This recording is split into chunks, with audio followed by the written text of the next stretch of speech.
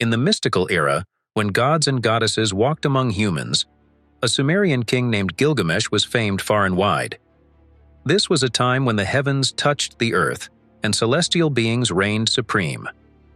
Ruling the Mesopotamian city of Uruk, the legendary Gilgamesh was a master architect, building grand ziggurat temples that touched the skies and solid city walls that were seemingly unbreachable. He also had a special affection for nature, planting orchards brimming with rare and delightful fruits, making Uruk a haven for its residents. Born from the union of the priest-king Lugulbanda and the radiant goddess Ninsun, Gilgamesh was no ordinary man. With his divine lineage, he was half god, half human, a demigod with abilities beyond mere mortals. Taller, more striking, and possessing the kind of strength one could only dream of, he was a spectacle. While his life was extended due to his divine heritage, immortality was not in his grasp.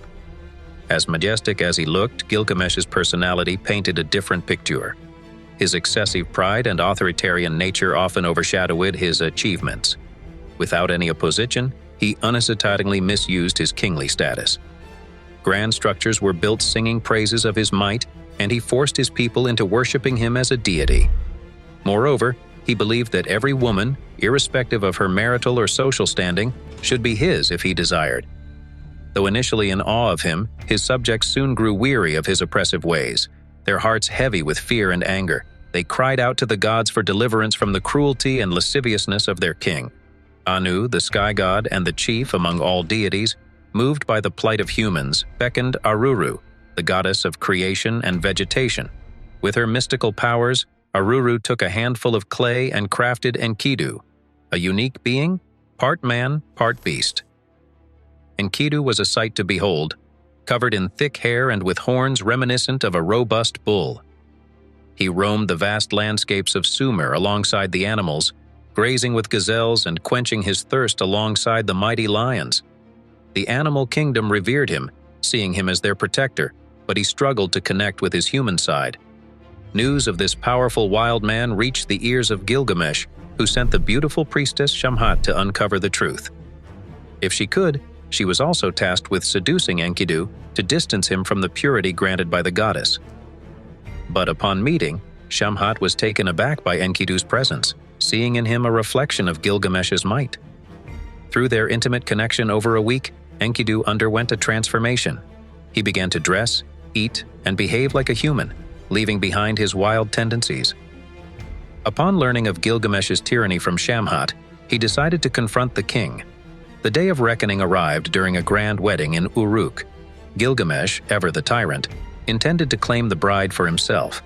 But the couple found an unexpected ally in Enkidu, brought to the celebration by Shamhat. A fiery dispute arose between Gilgamesh and Enkidu about the sanctity of love and marriage. Gilgamesh faced someone as formidable as himself for the first time. The city of Uruk became a battleground. As the terrified populace retreated to safety, the two titans clashed in a legendary duel that lasted a whole week, turning parts of the beautiful city into rubble. Each of their blows had the power to end lives, but neither was ready to concede defeat. Enkidu found himself overpowered by a powerful strike from Gilgamesh, which knocked him off balance and onto the dusty ground in the heart of the intense battle. With the upper hand, Gilgamesh could have easily declared victory and defeated his adversary right there. But instead, he extended a hand, pulling Enkidu back to his feet. The two men, breathless from the battle, looked into each other's eyes and, in that moment, their rivalry transformed into deep mutual respect. The city's inhabitants watched in awe as the two fierce warriors embraced, symbolizing the birth of an unbreakable bond of friendship. Now united in purpose, the pair embarked on epic adventures together. Gilgamesh and Enkidu became the unstoppable duo, traveling far and wide, facing numerous challenges head-on. From fearsome monsters to legendary heroes, they triumphed over them all. Yet, amidst these adventures, a shadow of doubt loomed over Gilgamesh. He began to contemplate the inevitable nature of aging and the inescapable reality of death. Wishing to leave behind a legacy that would immortalize their names, Gilgamesh proposed a daring quest to venture into the feared cedar forest, home to the menacing demon Humbaba. Humbaba, a creature of solitude, never sought trouble beyond his realm and, in fact, had lived peacefully in his forest abode. But with Gilgamesh's decision, he found himself thrust into a battle he hadn't asked for. Confronting Humbaba was no easy task. The mere sight of the demon, with his imposing stature and fierce demeanor, sent shivers down the spines of the two demigods. Drawing on his courage, Gilgamesh lunged forward, swinging his mighty axe at the beast. After multiple attempts and near misses, he managed to land a glancing blow on the monster. Seizing the moment, Enkidu lunged, driving his spear deep into Humbaba's throat. With his last breath, Humbaba let out a haunting curse, prophesying doom for one of the triumphant duo. The heavens stirred restlessly, with gods showing their disapproval for Humbaba's tragic end, regardless of the valiant efforts of Gilgamesh and Enkidu. The victorious duo returned to Uruk, where they threw a grand celebration in honor of their conquest. However, the festivities took an unexpected turn when the goddess Ishtar, renowned for her beauty, war prowess, and enchanting charm, made her entrance. She was captivated by Gilgamesh's valor and striking appearance, and her heart fluttered with feelings of love for the mighty king. Ishtar, the enchanting goddess, tried her best to win over Gilgamesh using all her charms and seductive powers. But Gilgamesh, wise to her past actions, firmly rejected her advances. He recounted the tales he had heard of how Ishtar's former lovers had suffered tragic and often mysterious deaths. This rejection was a direct blow to Ishtar's ego. How could anyone turn down a goddess? Furious and burning with anger, she plotted her revenge. She sought help from her powerful father, the god Anu, pleading with him to release the most ferocious creature in the cosmos to punish Gilgamesh and Enkidu. Answering her plea, Anu unleashed the bull of heaven upon earth, causing massive upheaval.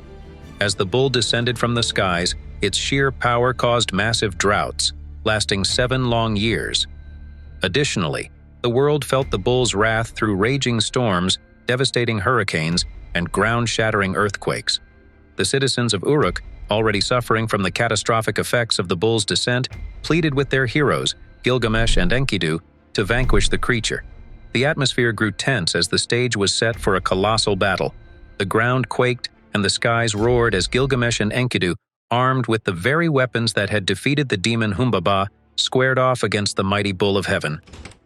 During the fierce clash, Gilgamesh, wanting to make a bold statement, cut off one of the bull's legs and defiantly threw it at Ishtar's feet.